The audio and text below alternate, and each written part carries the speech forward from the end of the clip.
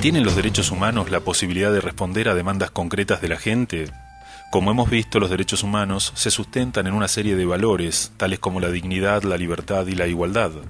Aún así, muchas personas no pueden dejar de preguntarse qué valor y alcance real tienen los derechos humanos en el mundo actual, más allá de protagonizar una serie de declaraciones cuyas aspiraciones se pretenden algún día concretar. La conflictividad fue una experiencia constructiva de los derechos humanos. La principal fuente de la que se nutre la concepción doctrinaria de los derechos humanos es la praxis histórica de quienes han sufrido su flagrante violación. Sujetos históricos oprimidos, explotados o silenciados, que desde el quehacer de su vida cotidiana han irrumpido contra la hegemonía de un poder fundado sobre las bases de un derecho injusto. Digamos, el catálogo de derechos humanos va surgiendo de esta dinámica o de esta dialéctica de conflictividad, ¿no es cierto? Nadie desde el poder un día se levanta y dice van a tener estos derechos. O sea, los derechos humanos han sido producto de una vieja lucha que se viene dando y de sucesivas conquistas que se han ido logrando.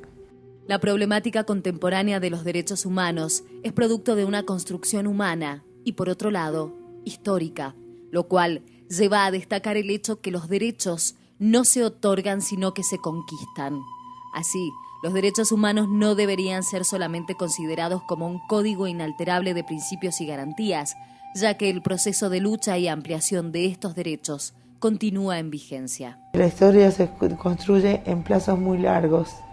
y los derechos humanos son un bebé. Apenas han cumplido un poco más de 50 años y quizás se les pida demasiado en tan poco tiempo. Considerando los siglos que abarca el desarrollo de la historia de la humanidad, es importante aclarar que los derechos humanos son un hecho de existencia relativamente reciente. Si bien es posible señalar antecedentes remotos en el mundo griego clásico, las filosofías helenísticas y las ideas pregonadas por el judaísmo, el cristianismo y otras religiones, el punto de partida de lo que luego será el reconocimiento de los derechos humanos queda circunscrito a un período histórico concreto: la transición entre la Edad Moderna y el mundo contemporáneo en Europa Occidental. La Edad Contemporánea tiene su origen a finales del siglo XVIII, con una profunda crisis que afecta a la sociedad europea y que no tardará en hacerse extensiva a las colonias americanas. Esta crisis, en su última etapa, es conocida con el nombre de revoluciones burguesas o liberales. El liberalismo se puede considerar como la corriente ideológica que elabora doctrinariamente la conceptualización de los derechos individuales que se pueden considerar como uno de los elementos integrantes del concepto de derechos humanos. Como corriente ideológica surge en Inglaterra en el siglo XVII, en el contexto político posterior a las guerras civiles inglesas, y se considera a John Locke como el padre fundador del liberalismo, en cuanto que fue el que logró condensar una serie de reflexiones políticas que se venían haciendo desde muchos años antes, justamente en el contexto de las guerras civiles, en donde él logra legitimar esta nueva forma de ejercicio del poder que se va a consagrar en Inglaterra a partir de 1688, que asegura un ejercicio del poder limitado desde dos perspectivas: desde una perspectiva institucional, que tiene que ver con la dinámica organizativa del poder, es decir, distribuir el poder para que nadie lo use arbitrariamente, es decir, que los poderes se contrapesen, y por el otro lado una limitación del poder también desde el punto de vista del reconocimiento de una serie de derechos que todos los hombres tendrían por el solo hecho de ser hombres,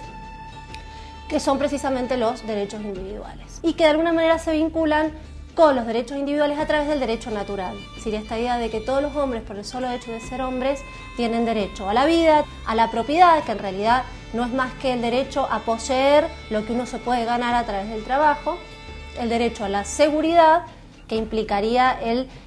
no poder ser encarcelado, ni juzgado, ni castigado, sin una serie de condiciones que garanticen la no arbitrariedad en el ejercicio del poder, y el derecho a la libertad, que, como decía recién, tiene que ver fundamentalmente con la libertad de expresión.